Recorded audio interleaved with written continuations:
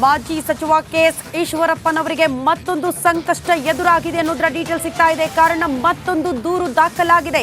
ದೇಶದ್ರೋಹಿಗಳಿಗೆ ಗುಂಡಿಕ್ಕಿ ಕೊಲ್ಲಿ ಅನ್ನುವಂತ ಹೇಳಿಕೆ ದೊಡ್ಡ ಮಟ್ಟದ ಆಕ್ರೋಶಕ್ಕೆ ಕಾರಣ ಆಗಿತ್ತು. ಇದರ ಬೆನ್ನಿಗೆ ಮತ್ತೊಂದು ದೂರು ದಾಖಲಾಗಿದೆ ಅನ್ನೋದರ ಡೀಟೇಲ್ಸ್. ಯಶವಂತಪುರ ಪೊಲೀಸ್ ಠಾಣೆಗೆ ಶಶಾಂಕ್ ಅನ್ನೋರು ಹೋಗಿ ದೂರು ಕೊಟ್ಟಿದ್ದಾರೆ. ಶಶಾಂಕ್ ಅನ್ನೋರು ಪೊಲೀಸ್ ಠಾಣೆಗೆ ಹೋಗಿ ದೂರು ದಾಖಲು ಮಾಡಿರೋದು ಡಿಕೆ ಸುರೇಶ್ ಅವರನ್ನ ಗುಂಡಿಕ್ಕಿ ಕೊಲ್ಲಿ ಅಂತ ಕೆಎಸ್ ಈಶ್ವರಪ್ಪನವರು ಹೇಳಿದ್ದಾರೆ ಅನ್ನೋ ಕಾರಣಕ್ಕೆ ಪೊಲೀಸ್ ಠಾಣೆಗೆ ಹೋಗಿ ಶಶಾಂಕ್ ಅನ್ನೋರು ಮತ್ತೊಂದು ದೂರನ್ನ ದಾಖಲು ಮಾಡಿದ್ದಾರೆ ಅನ್ನೋದರ ಡೀಟೇಲ್ ಸಿಗ್ತಾ ಇದೆ.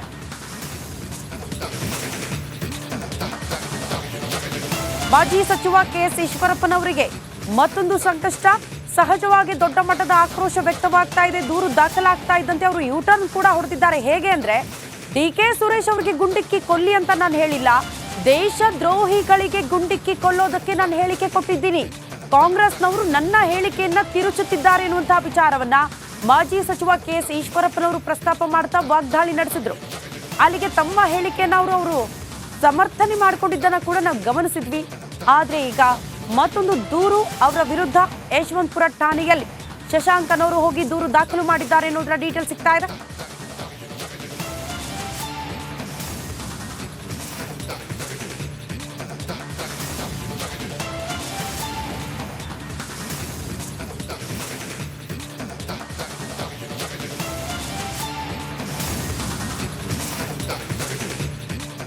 ಈಶ್ವರಪ್ಪನವರು ಅದೊಂದು ಆಡಿದಂಥ ಮಾತು ಗುಂಡಿಕ್ಕಿ ಕೊಲ್ಲಿ ಅಂತೇಳಿ ಹೇಳಿದ್ದು. ದೇಶ ವಿಭಜನೆ ಬಗ್ಗೆ ಮಾತಾಡಿದಂತಹ ಡಿಕೆ ಸುರೇಶ್ ಅವರ ಬಗ್ಗೆ ಅವರು ಆಡಿರುವಂಥ ಮಾತು ಗುಂಡಿಕ್ಕಿ ಕೊಲ್ಲಿ, ದೇಶ ವಿಭಜನೆ ಬಗ್ಗೆ ಮಾತಾಡಿರುವವರ ಬಗ್ಗೆ ಅಂತ ಹೇಳಿ ಆಡಿರೋದು. ಇದು ಈಗ ಚರ್ಚೆಗೆ ಕಾರಣ ಆಗಿತ್ತು, ವಿವಾದವನ್ನು ಸೃಷ್ಟಿ ಮಾಡಿತ್ತು. ಈಗ ಮಾಜಿ ಡಿಸಿಎಂ ಈಶ್ವರಪ್ಪನವರು ತಮ್ಮ ಹೇಳಿಕೆಯಿಂದ ಯೂಟರ್ನ್ ಹೊಡೆದಿದ್ದಾರೆ. ತಮ್ಮ ಹೇಳಿಕೆಯನ್ನು ಸಮರ್ಥಿಸಿಕೊಳ್ತೀನಿ ಅಂತೇನೆ ಹೇಳ್ಕೊಂಡು ಬಂದಂಥ ಈಶ್ವರಪ್ಪನವರು ಈಗ ಯೂಟರ್ನ್ ಹೊಡೆದಿದ್ದಾರೆ. ವಿಚಾರಣೆಗೆ ಯಾವಾಗ ಬನ್ನಿ ಅಂತೇಳಿ ನೋಟಿಸನ್ನು ಇಶ್ಯೂ ಮಾಡಿದ್ರು, ನಾನು ಹಂಗೆ ಹೇಳಿದ್ದಲ್ಲ, ಕಾಂಗ್ರೆಸ್ನಿಂದ ನನ್ನ ಮಾತನ್ನ ತಿರುಚುವ ಪ್ರಯತ್ನ ಆಗಿದೆ ಅಂತೇಳಿ ಈಶ್ವರಪ್ಪನವರು ಹೇಳಿದ್ದಾರೆ. ನೋಟಿಸ್ಗೆ ಕಾನೂನುಬದ್ಧವಾಗಿ ನಾನು ಉತ್ತರವನ್ನು ಕೊಡ್ತೀನಿ ಅಂತೇಳಿ ಕೆಎಸ್ ಈಶ್ವರಪ್ಪನವರು ಹೇಳಿದ್ದಾರೆ. ಸುರೇಶ್ಗೆ ಗುಂಡಿಕ್ಕಿ ಕೊಲ್ಲಿ ಅಂತೇಳಿ ನಾನು ಹೇಳಿಲ್ಲ, ಹಂಗೆ ಹೇಳೋದು ನನ್ನ ಮಾತಾಗಿರಲಿಲ್ಲ. ತಮ್ಮ ಹೇಳಿಕೆಯಿಂದ ಮಾಜಿ ಡಿಸಿಎಂ ಈಗ ಯೂಟರ್ನ್ ಹೊಡೆದಿರುವಂಥ ಪರಿ ಇದು.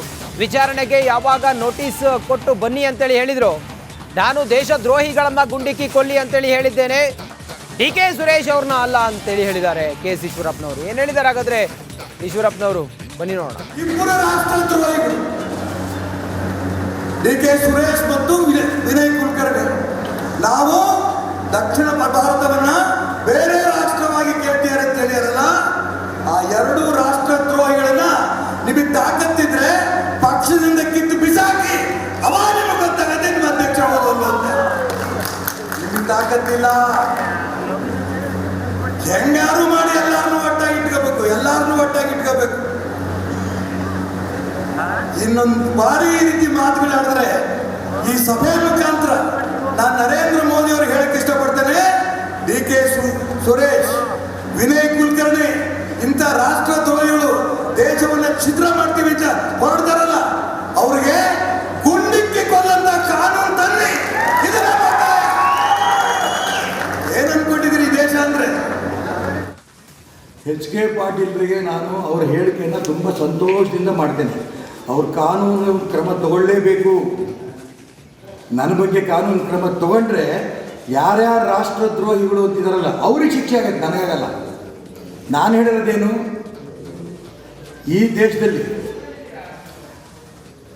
ಉತ್ತರ ಭಾರತ, ದಕ್ಷಿಣ ಭಾರತವನ್ನು ಬೇರೆ ರಾಷ್ಟ್ರವಾಗಿ ಮಾಡೋಂಥ ಪರಿಸ್ಥಿತಿ ಬರುತ್ತೆ ಅಂತ ಹೇಳಿದಾರಲ್ಲ, ಅಂಥವರು ದೇಶದ್ರೋಹಿಗಳು. ಇದನ್ನ ಕನ್ಯಾಕುಮಾರಿಯಿಂದ ಕಾಶ್ಮೀರ ತನಕ ಈ ದೇಶ ಒಂದು ಅನ್ನೋಂಥ ಎದೆ ತಟ್ಟಿ ಹೇಳಿದ್ರು ಮಲ್ಲಿಕಾರ್ಜುನ್ ಖರ್ಗೆ ಅವರು ಲೋಕಸಭೆಯಲ್ಲಿ. ಈ ಡಿ ಕೆ ಸುರೇಶ್ ಹೇಳಿದ ಮಾತನ್ನು ನಾನು ಒಪ್ಪಲ್ಲ ಅಂತ ಕರ್ನಾಟಕ ರಾಜ್ಯದ ಮುಖ್ಯಮಂತ್ರಿ ಸಿದ್ದರಾಮಯ್ಯನವರು ಕೂಡ ಹೇಳಿದರು. ನಿಜಕ್ಕೂ ಕೂಡ ನಾನು ಎಚ್ ಕೆ ಪಾಟೀಲ್ರಿಗೆ ಸವಾಲು ಹಾಕ್ತೇನೆ, 24 ಗಂಟೆ ಅಲ್ಲ, ನೀವು ಎಷ್ಟು ಬೇಕಾದ್ರೂ ಸಮಯ ತಗೊಳ್ಳಿ. ಗುಂಡಿಟ್ಟು ಕೊಲ್ಲಿ ಡಿ ಕೆ ಸುರೇಶ್ಗೆ ಅನ್ನಂಥ ಪ್ರಶ್ನೆ ಎಲ್ಲೂ ಉದ್ಭವ ಆಗಿಲ್ಲ, ಎಲ್ಲೂ ಹೇಳೂ ಇಲ್ಲ. ಗುಂಡಿಟ್ಟು ಕೊಲ್ಲಿ ಡಿ ಕೆ ಸುರೇಶ್ಗೆ ಅನ್ನಂಥ ಪ್ರಶ್ನೆ ಎಲ್ಲೂ ಉದ್ಭವ ಆಗಿಲ್ಲ, ಎಲ್ಲೂ ಹೇಳೂ ಇಲ್ಲ. KS ಈಶ್ವರಪ್ಪನವರ ಈ ಹೇಳಿಕೆ ಮೊದಲೊಂದು ಮಾತಾಡಿದ್ದು, ಅದಾದ ನಂತರ ಅದಕ್ಕೆ ನಾನು ಬದ್ಧ ಅಂತ ಹೇಳಿದ್ದು, ಈಗ ಇಲ್ಲ ನಾನು ಹಂಗೆ ಹೇಳಿಲ್ಲ ಅಂತ ಹೇಳಿದ್ದು. ಈ ಕುರಿತಾಗಿ ಮತ್ತಷ್ಟು ಮಾಹಿತಿಯೊಂದಿಗೆ ನಮ್ಮ ರಿಪೋರ್ಟರ್ ಸತೀಶ್ ಈಗ ಲೈವ್ ಕನೆಕ್ಟ್ ಆಗಿದ್ದಾರೆ. ಸತೀಶ್, ಮಾನ್ಯ ಮಾಜಿ ಉಪಮುಖ್ಯಮಂತ್ರಿ KS ಈಶ್ವರಪ್ಪನವರ ಈ ಹೇಳಿಕೆ ಈಗ ಬದಲಾಗಿದೆ. ತಮ್ಮ ಹೇಳಿಕೆಗೆ ಅವರು ಯೂಟರ್ನ್ ಹೊಡೆದಿದ್ದಾರೆ. ಏನಂತ ಹೇಳಿದ್ದಾರೆ, ಮತ್ತೆ ಅವರಿಗೆ ವಿಚಾರಣೆಗೆ ನೋಟಿಸ್ ಕೂಡ ಇಶ್ಯೂ ಆಗಿದೆ, ಬನ್ನಿ ಅಂತ ಹೇಳಿ ಕಾನೂನಿನ ಹೋರಾಟ ಮಾಡ್ತೀನಿ ಅಂತ ಹೇಳಿದ್ದಾರೆ. ಹೆಚ್ಚಿನ ವಿವರ ಏನಿದೆ ತಮ್ಮ ಹತ್ರ ಸತೀಶ್?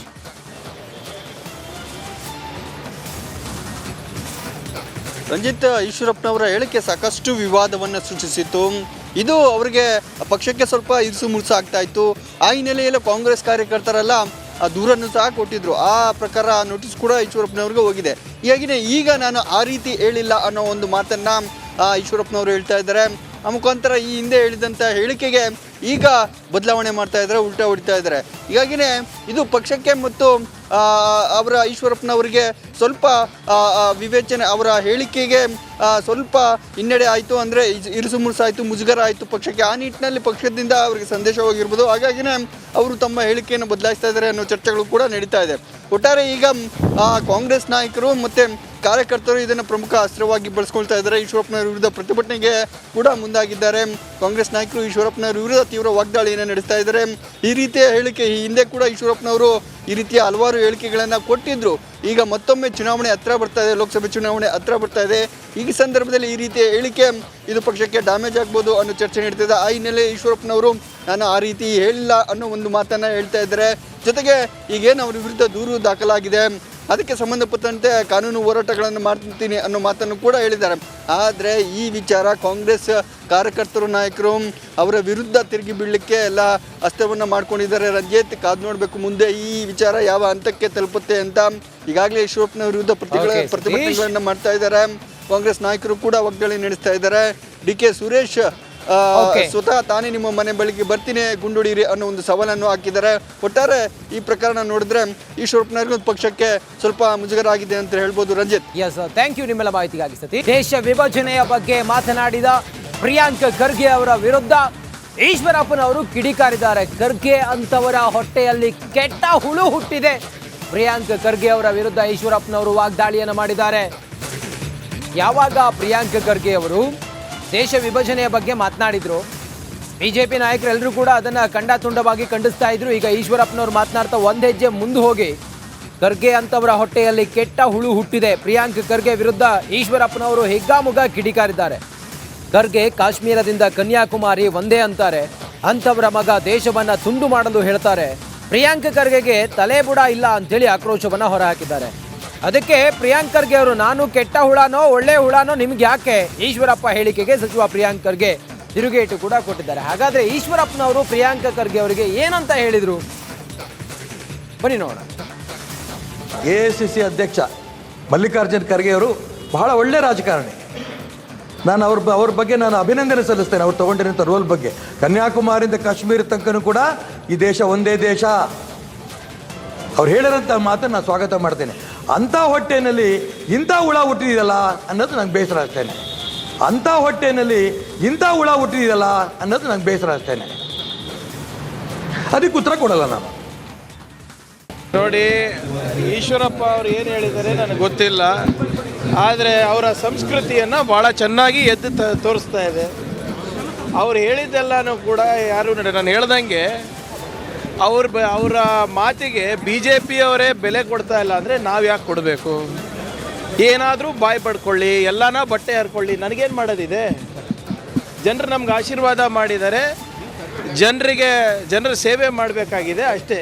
ಇಷ್ಟೇ ರಾಜಾರೋಷವಾಗಿ ದಯವಿಟ್ಟು ಹೋಗಿ ಕೇಂದ್ರ ಸರ್ಕಾರದ ಹತ್ರ ಗುಡುಗಿರಿ. ಕರ್ನಾಟಕದವರಿಗೆ ಕನ್ನಡಿಗರಿಗೆ ಅನ್ಯಾಯ ಆಗ್ತಾಯಿದೆ, ಅದ್ರ ಬಗ್ಗೆ ಮಾತನಾಡಿ. ನಾನು ಕೆಟ್ಟ ಹುಳನೋ ಒಳ್ಳೆ ಹುಳನೋ ತೊಗೊಂಡು ನಿಮ್ಗೇನು ಮಾಡೋದಿದೆ? ನಮ್ಮ ತಂದೆ ತಾಯಿ ತಾನೇ ಸಂಭಾಳಿಸ್ತಾ ಇರೋದು, ನಮಗೆ ಚಿತ್ತಾಪುರ ಜನರು ತಾನೇ ಆಶೀರ್ವಾದ ಮಾಡ್ತಾ ಇರೋದು. ನಿಮ್ಗೆ ಯಾಕೆ ಆಶೀರ್ವಾದ ಮಾಡ್ತಾ ಇಲ್ಲ BJPಯವರು? ಅದು ಹೇಳಿ. ಇವರಿಗೆ ಪದೇ ಪದೇ ಚಟ ಆಗಿಬಿಟ್ಟಿದೆ. ಮಾನ್ಯ ಮುಖ್ಯಮಂತ್ರಿಗಳು ಹೇಳ್ತಾರಲ್ಲ, ಮೆದುಳಿಗೆ ನಾಲ್ಗೆ ಕನೆಕ್ಷನ್ ಇಲ್ಲ ಅಂತ ಪದೇ ಪದೇ ತೋರಿಸ್ತಾ ಇದ್ದಾರೆ. ನಿಮ್ಮ ಹಿರಿತನಕ್ಕೆ ಗೌರವ ಕೊಟ್ಟು ನೀವು ಮಾತಾಡ್ತಾ ಇದ್ದೀನಿ. ಅಕಸ್ಮಾತ್ ನಿಮಗೆ ಬೇರೆ ಭಾಷೆನಲ್ಲೇ ಅರ್ಥ ಆಗುವ ಇದ್ದರೆ ಮರಿಬೇಡಿ, ನನ್ನ ಮೈನಲ್ಲೂ ಅಂಬೇಡ್ಕರ್ ಅವ್ರ ರಕ್ತ ಹರಿತಾ ಇದೆ ನೋಡಿ. ಮಲ್ಲಿಕಾರ್ಜುನ ಖರ್ಗೆ ಅವರ ಹೊಟ್ಟೆ ಒಳಗಡೆ ಕೆಟ್ಟ ಹುಳ ಹುಟ್ಟಿದೆ ಅಂಥೇಳಿ ಪ್ರಿಯಾಂಕ್ ಖರ್ಗೆ ಅವರನ್ನು ಟೀಕಿಸಿದ್ರು. ಅದಕ್ಕೆ ಪ್ರಿಯಾಂಕ್ ಖರ್ಗೆ ಅವರು ಕೂಡ ಉತ್ತರ ಕೊಟ್ಟಿದ್ದಾರೆ. ನೋಡಿ, ಕೆಟ್ಟ ಹುಳನೋ ಒಳ್ಳೆ ಹುಳನೋ ನಿಮಗೆ ಯಾಕೆ ಅಂತೇಳಿ ಹೇಳಿದ್ದಾರೆ. ಈಶ್ವರಪ್ಪನವರು ಮಾತನಾಡ್ತಾ ದೇಶ ವಿಭಜನೆಯ ಬಗ್ಗೆ ಪ್ರಿಯಾಂಕ್ ಖರ್ಗೆ ಅವರು ಏನು ಮಾತಾಡಿದ್ರಲ್ಲ, ಇದು ಸರಿಯಲ್ಲ. ಇದು ಮಲ್ಲಿಕಾರ್ಜುನ ಖರ್ಗೆ ಅವರು ಭಾರತವನ್ನು ಜೋಡಿಸ್ತಾ ಇದ್ದಾರೆ. ಭಾರತ್ ಜೋಡೋ ಯಾತ್ರೆ ಅಂತ ಹೇಳಿ ಎಲ್ಲ ಕಾಶ್ಮೀರದಿಂದ ಕನ್ಯಾಕುಮಾರಿವರೆಗೂ ಕೂಡ ಒಂದೇ ಅಂತ ಹೇಳ್ತಾ ಇದ್ರೆ, ಮಲ್ಲಿಕಾರ್ಜುನ ಖರ್ಗೆ ಅವರ ಪುತ್ರ ಪ್ರಿಯಾಂಕ್ ಖರ್ಗೆ ಅವರ ಮಾತು ಇದು ಸಹಿಸ್ಲಿಕ್ಕೆ ಅಸಾಧ್ಯ, ಇದು ಕೆಟ್ಟ ಹುಳ ಅಂತ ಹೇಳಿ ಎಲ್ಲ ಟೀಕೆ ಮಾಡಿದ್ದಾರೆ.